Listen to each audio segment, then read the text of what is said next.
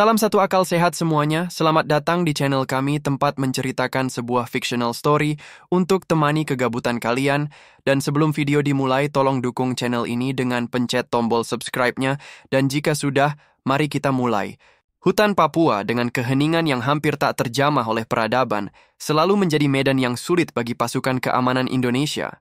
Terpencil dan dipenuhi rimbunnya pepohonan tropis, kawasan ini menjadi tempat persembunyian ideal bagi kelompok separatis KKB, kelompok kriminal bersenjata. Namun, pada suatu hari yang cerah, yang biasa diselimuti kabut dan hujan deras, tim Densus 88 yang tengah menjalankan operasi rutin menemukan sesuatu yang jauh lebih mengejutkan daripada yang mereka duga. Pada pagi hari itu, pasukan Densus 88 yang telah diterjunkan ke dalam wilayah tersebut untuk melaksanakan operasi pencarian dan pengejaran terhadap anggota KKB, memasuki sebuah kawasan hutan yang selama ini dicurigai sebagai tempat pergerakan kelompok tersebut. Menurut laporan intelijen, daerah itu seringkali menjadi lokasi pertemuan mereka untuk merencanakan serangan dan perlawanan terhadap pasukan keamanan. Namun, misi mereka kali ini tampaknya berbeda. Tim yang terdiri dari lebih 20 personel terlatih ini dilengkapi dengan teknologi terkini untuk memantau gerakan-gerakan mencurigakan. Menggunakan drone pengintai dan kendaraan taktis, mereka bergerak pelan-pelan menuju jantung hutan yang lebat. Lokasi yang mereka tuju telah dipetakan sebelumnya oleh para intel, namun seperti biasa, hutan Papua selalu penuh dengan kejutan. Tanpa ada suara mesin yang terlalu mencolok, mereka bergerak dengan hati-hati di antara pohon-pohon besar dan semak belukar. Tidak ada jejak manusia yang jelas terlihat. Dalam kondisi seperti ini, setiap langkah harus diperhitungkan dengan sangat teliti karena medan yang sulit bisa saja menjadi perangkap. Setiap anggota tim waspada, siap menghadapi ancaman yang bisa datang kapan saja.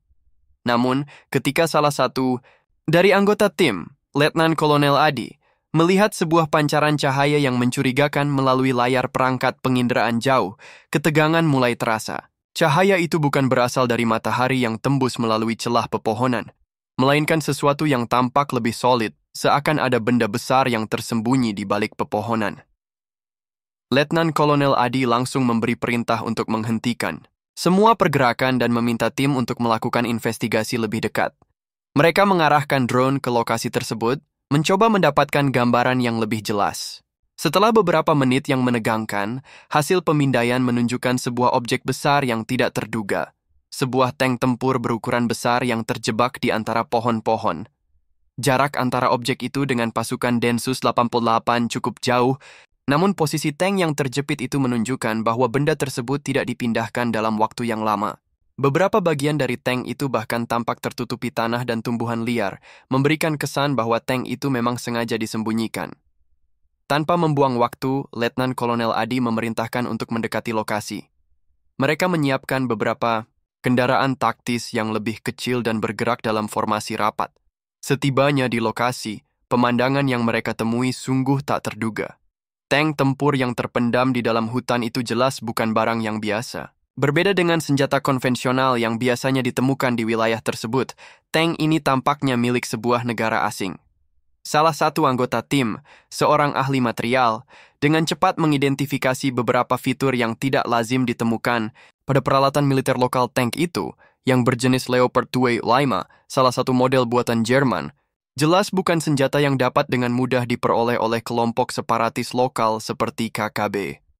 TNI segera menghubungi markas besar untuk melaporkan penemuan tersebut, dan beberapa jam kemudian, pasukan tambahan dikerahkan untuk menyisir seluruh kawasan dan memastikan bahwa tidak ada pergerakan lain di sekitar lokasi. Tank ini, meskipun tampak telah lama tertinggal dan dibiarkan begitu saja, ternyata masih dalam kondisi yang cukup baik. Beberapa indikator sistem kendali senjata dan amunisi terpantau dalam keadaan baik, meski terlihat ada beberapa komponen yang sedikit berkarat akibat usia yang sudah lama. Yang lebih mengejutkan lagi, tim Densus 88 menemukan bahwa tank tersebut dilengkapi dengan pelindung tambahan yang menunjukkan adanya upaya untuk meningkatkan daya tahan terhadap serangan, kemungkinan dari serangan udara atau roket. Penemuan ini langsung memicu serangkaian pertanyaan besar yang harus dijawab. Bagaimana bisa sebuah tank militer modern berada di tengah hutan Papua?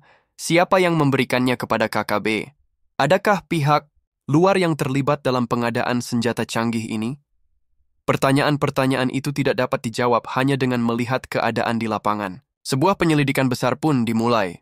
Mengingat betapa besar ancaman yang ditimbulkan oleh penemuan ini, TNI segera memasang garis polisi di sekitar lokasi penemuan. Tim Densus 88 yang terlatih dalam menangani kasus seperti ini, dengan hati-hati, mulai melakukan penyisiran lebih lanjut di area sekitar tank. Mereka memastikan bahwa tidak ada anggota KKB yang bersembunyi di sekitar lokasi tersebut, sementara tim lainnya mulai mengumpulkan segala bukti yang bisa mengarah pada pihak yang bertanggung jawab atas penyembunyian tank tersebut. Meski situasi di lapangan terkendali, tim Densus 88 tahu bahwa mereka sedang berhadapan dengan sesuatu yang jauh lebih besar dari sekadar penemuan senjata. Tank ini bukan hanya simbol kekuatan KKB, melainkan juga pertanda adanya keterlibatan pihak asing yang mungkin memiliki agenda tersendiri di Papua. Dengan informasi yang semakin berkembang, Densus 88 mengaktifkan tim intelijen untuk mengidentifikasi siapa saja yang terlibat dalam jaringan ini. Dalam waktu yang sangat singkat, mereka menemukan adanya komunikasi yang sangat mencurigakan, yang mengarah pada dugaan bahwa ada seorang mata-mata asing yang menjadi perantara antara pihak asing dengan kelompok separatis lokal tersebut. Dari sinilah, babak baru dalam penyelidikan dimulai. Pasukan Densus 88 tidak hanya harus menangani kelompok bersenjata, tetapi juga harus menghadapi sebuah jaringan internasional yang lebih besar dan lebih tersembunyi. Kejadian ini bukan lagi sekadar soal penanganan gerilyawan, melainkan sebuah operasi global yang mengancam stabilitas keamanan Indonesia di wilayah timur. Penemuan tank tempur di hutan Papua mengundang gelombang kehebohan di kalangan aparat keamanan. Bukan hanya karena senjata berat yang ditemui, tetapi juga karena dugaan keterlibatan pihak asing dalam peristiwa ini. Penyelidikan yang dilakukan, Densus 88, didukung oleh intelijen TNI, mulai memperlihatkan pola yang mencurigakan bahwa kelompok KKB mungkin memiliki hubungan dengan pihak luar yang lebih besar. Dengan terungkapnya jejak ini, semakin jelas bahwa ancaman terhadap keamanan negara tidak hanya berasal dari dalam negeri, tetapi juga dari kekuatan internasional yang diam-diam mendukung kegiatan separatis di Papua. Setelah penemuan tank, tim intelijen mulai menggali lebih dalam melalui saluran komunikasi yang ditemukan di sekitar lokasi. Salah satu titik kunci yang ditemukan adalah sebuah perangkat komunikasi yang digunakan oleh anggota KKB. Alat ini, yang terlihat biasa saja, ternyata berisi sejumlah informasi yang sangat berharga. Setelah dilakukan analisis lebih lanjut, diketahui bahwa perangkat tersebut memiliki data terenkripsi yang menunjukkan adanya komunikasi dengan pihak luar yang selama ini tidak terdeteksi oleh intelijen Indonesia. Para analis intelijen yang terlibat dalam penyelidikan menemukan bahwa komunikasi tersebut tidak hanya terbatas pada satu arah, tetapi juga menunjukkan adanya hubungan timbal balik yang lebih sistematis. Beberapa pesan yang ditemukan mengarah pada negara-negara yang memiliki kepentingan di kawasan Pasifik, yang dikenal memiliki hubungan diplomatik dan ekonomi dengan Indonesia, namun juga terlibat dalam intervensi tersembunyi. Salah satu pesan yang paling mencolok berasal dari sebuah alamat email yang teridentifikasi berasal dari jaringan komunikasi yang dikelola oleh sebuah negara besar yang selama ini memiliki perhatian khusus terhadap wilayah Papua. Pesan itu menyatakan bahwa pihak yang mengirimkan tank ke KKB ini memiliki niat untuk memperparah ketegangan di Papua dengan tujuan memperlemah stabilitas politik Indonesia yang akan membuka peluang bagi mereka untuk memperluas pengaruh di kawasan Pasifik. Setelah mengetahui adanya komunikasi ini, Densus 88 mulai bekerja sama dengan pihak keamanan internasional untuk memverifikasi asal-usul pesan-pesan tersebut. Dalam waktu yang sangat singkat, mereka mendapatkan bukti bahwa negara yang terlibat memang memiliki mata-mata yang sudah lama beroperasi di Indonesia, khususnya di Papua. Namun, identitas individu atau kelompok yang bertanggung jawab atas distribusi tank itu masih belum jelas. Penyelidikan ini membuka gerbang baru dalam cara Densus 88 dan TNI melihat ancaman yang lebih besar. Meskipun KKB sudah lama menjadi masalah bagi keamanan negara, kini masalah tersebut menjadi lebih rumit dengan adanya dugaan intervensi asing. Tank yang ditemukan di hutan Papua bukanlah satu-satunya senjata canggih yang dapat digunakan oleh kelompok separatis tersebut. Sebuah analisis yang lebih mendalam terhadap senjata-senjata lain yang digunakan oleh KKB juga menunjukkan adanya tanda-tanda pemberian bantuan militer yang lebih terorganisir. Intelijen TNI kemudian melakukan investigasi lebih lanjut di beberapa pos-pos KKB yang tersebar di hutan Papua dengan harapan menemukan petunjuk lain yang bisa mengarah pada asal-usul senjata-senjata tersebut. Dari hasil penyelidikan lapangan, mereka menemukan beberapa dokumentasi logistik yang mencatatkan pengiriman senjata berat ke beberapa daerah yang dikuasai KKB. Pengiriman senjata-senjata itu tidak dilakukan oleh pihak lokal, melainkan melalui jaringan perdagangan gelap yang melibatkan beberapa negara di luar Indonesia. Keberadaan pihak ketiga yang terlibat dalam penyelundupan senjata ini memperburuk situasi. Bahkan ada dugaan bahwa ada kesepakatan bisnis ilegal antara kelompok separatis di Papua dengan pihak-pihak tertentu yang memiliki agenda tersendiri. Ini menunjukkan bahwa permasalahan yang dihadapi Indonesia tidak lagi hanya sebatas masalah separatisme domestik, tetapi telah menyentuh ranah internasional dengan kepentingan besar yang memanfaatkan kerusuhan di Papua untuk tujuan tertentu. Meskipun pihak intelijen Indonesia berhasil mendapatkan beberapa nama mata-mata yang dicurigai terlibat dalam jaringan ini, proses untuk mengungkapkan keterlibatan mereka secara lebih jelas masih sangat sulit. Mata-mata asing ini bergerak dengan sangat hati-hati, menggunakan berbagai saluran komunikasi yang aman dan terenskripsi. Bahkan, beberapa di antaranya diduga telah bekerja di dalam wilayah Indonesia selama bertahun-tahun tanpa terdeteksi, menyusup ke dalam lapisan-lapisan masyarakat yang sangat tertutup, seperti kelompok-kelompok separatis ini. Pihak keamanan Indonesia mulai menyiapkan langkah-langkah strategis untuk menghadapi situasi ini. Mereka memperkuat pengawasan terhadap seluruh jalur perdagangan gelap yang masuk ke wilayah Papua, termasuk melalui laut, udara, dan jalur darat. Selain itu, TNI juga bekerja sama dengan pihak keamanan negara-negara tetangga untuk memantau gerakan-gerakan mencurigakan yang mungkin berhubungan dengan jaringan internasional ini. Sementara itu, di hutan Papua, keberadaan tank yang ditemukan oleh Densus 88 mulai menarik perhatian lebih banyak pihak. TNI memutuskan untuk menutup akses ke lokasi penemuan secara lebih ketat, memastikan tidak ada pihak luar yang bisa mendekat.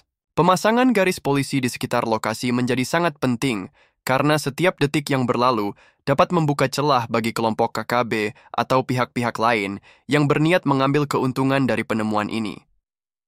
Namun, Densus 88 juga sadar bahwa penemuan ini adalah sebuah pintu masuk ke dalam sebuah permainan yang lebih besar. Pihak luar yang memberikan dukungan kepada KKB mungkin sedang menunggu waktu yang tepat untuk meningkatkan eskalasi ketegangan yang bisa berdampak pada stabilitas politik Indonesia. Sebuah pertempuran baru kini tengah dimulai, bukan hanya di medan pertempuran di hutan Papua, tetapi juga di dunia internasional, dengan kepentingan-kepentingan yang lebih besar yang tengah dipertaruhkan. Setelah penemuan tank tempur di hutan Papua, situasi semakin memburuk. Densus 88 dan TNI segera mengambil langkah-langkah untuk mengamankan lokasi penemuan tersebut, menutup akses ke wilayah sekitar, dan memastikan tidak ada pihak luar yang dapat mengakses atau menghilangkan bukti penting. Garis polisi dipasang di sekitar tank yang tergeletak di tanah Papua yang keras, tampak seperti artefak militer dari masa lalu yang kini menjadi pusat perhatian dan kontroversi besar. Namun, langkah berikutnya yang diambil oleh aparat keamanan adalah menyisir daerah sekitarnya untuk mencari lebih banyak informasi terkait KKB yang mungkin pernah melalui lokasi itu, serta mengejar jejak lebih jauh. Dalam operasi yang dilakukan di sekitar hutan Papua, Densus 88 berhasil menangkap seorang anggota KKB yang sedang bersembunyi di salah satu desa kecil. Anggota KKB ini, yang kemudian diketahui bernama Yanto, tidak mencoba melawan saat ditangkap. Yanto adalah seorang anggota yang terlatih, namun keputusannya untuk menyerah dan tidak melawan menjadi petunjuk bahwa mungkin ada sesuatu yang lebih besar yang sedang dimainkan di balik semua ini. Setelah ditangkap, Yanto dibawa ke sebuah tempat yang dirahasiakan jauh dari jangkauan orang-orang yang berpotensi membebaskannya. Tempat itu dilengkapi dengan fasilitas interogasi yang ketat, di mana Densus 88 memulai penyelidikan untuk menggali informasi lebih dalam. Beberapa petugas yang berpengalaman dalam menyelidiki kelompok separatis ditugaskan untuk menanganinya, memastikan bahwa proses interogasi akan berjalan tanpa celah.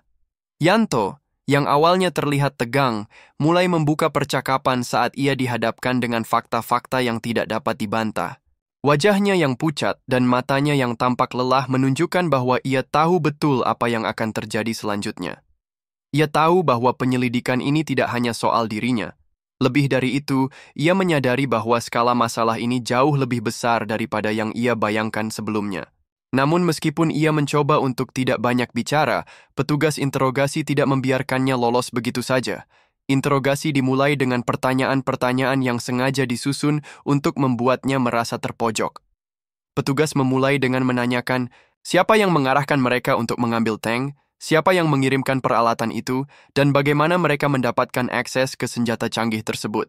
Pertanyaan-pertanyaan ini disampaikan dengan cara yang sangat terstruktur dan penuh tekanan. Petugas Densus 88 tahu betul bahwa seorang anggota KKB mungkin tidak akan langsung mengungkapkan semua yang diketahui, tapi di saat yang sama, mereka juga tahu bahwa keberhasilan operasi ini sangat bergantung pada seberapa banyak informasi yang dapat mereka dapatkan darinya. Pada awalnya, Yanto tidak memberikan jawaban yang memadai. Ia hanya mengungkapkan bahwa senjata dan perlengkapan yang mereka terima datang dari pihak luar, tetapi ia tidak tahu siapa yang mengirimkan mereka. Ini adalah sebuah informasi yang sangat berharga, meskipun tidak langsung mengarah pada siapa yang sebenarnya berada di balik pengiriman tersebut.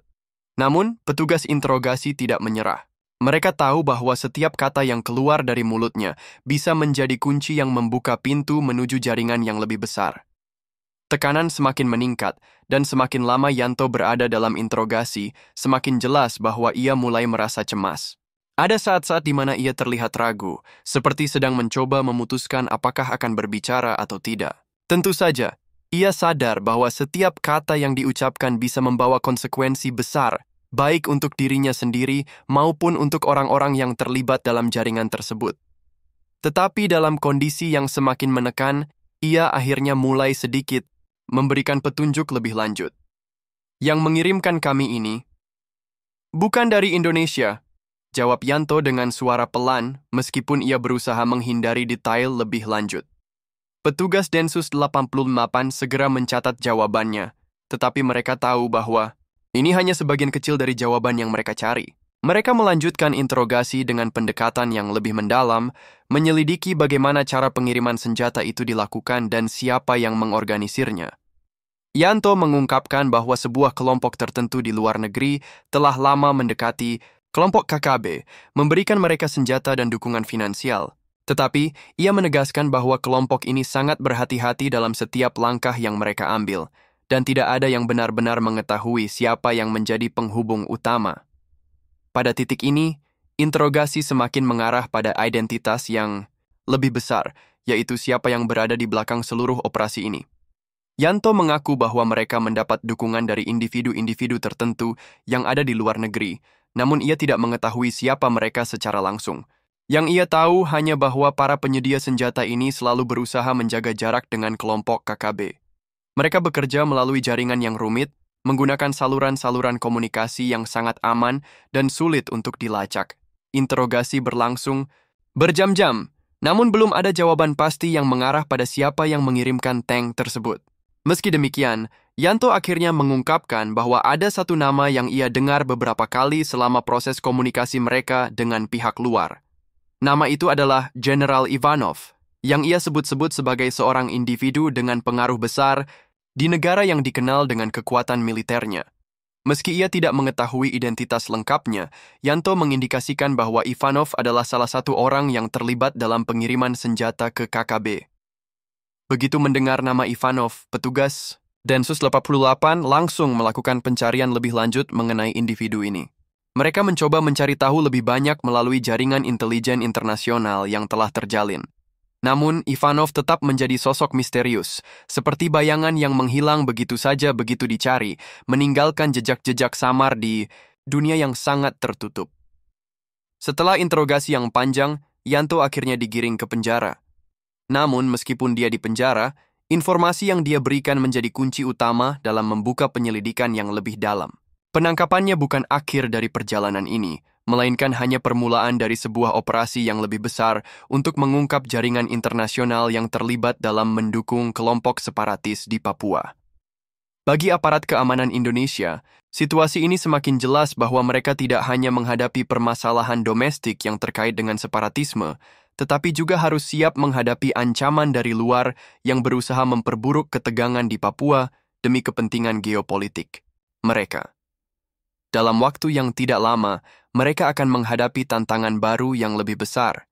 Dan ini baru permulaan dari rangkaian panjang penyelidikan yang penuh dengan intrik dan konflik yang jauh lebih rumit. Setelah penangkapan Yanto dan interogasi yang menghasilkan beberapa informasi yang menggugah, aparat keamanan Indonesia, khususnya Densus 88, semakin menyadari bahwa permasalahan yang mereka hadapi lebih besar daripada yang mereka bayangkan sebelumnya. Penemuan tank tempur dan pengakuan Yanto tentang keterlibatan pihak asing menjadi titik tolak dari serangkaian penyelidikan yang semakin mendalam. Dalam waktu singkat, otoritas militer dan intelijen Indonesia mulai bekerja sama dengan badan-badan internasional untuk mengungkap siapa yang sesungguhnya berada di balik pengiriman tank dan senjata canggih kepada kelompok separatis Papua. Petunjuk. Pertama yang didapat dari Yanto mengenai Jenderal Ivanov, seorang individu yang disebut-sebut sebagai penyedia senjata dari luar negeri, menjadi fokus utama dari penyelidikan. Nama Ivanov tidak dikenal di kalangan intelijen Indonesia, namun penelusuran lebih lanjut menunjukkan bahwa ia mungkin adalah seorang mantan jenderal dari negara yang memiliki sejarah hubungan tegang dengan Indonesia. Sumber-sumber intelijen yang berhasil dihubungi dari berbagai belahan dunia mulai memberikan gambaran lebih jelas tentang sosok ini. Namun informasi yang mereka dapatkan sangat terbatas.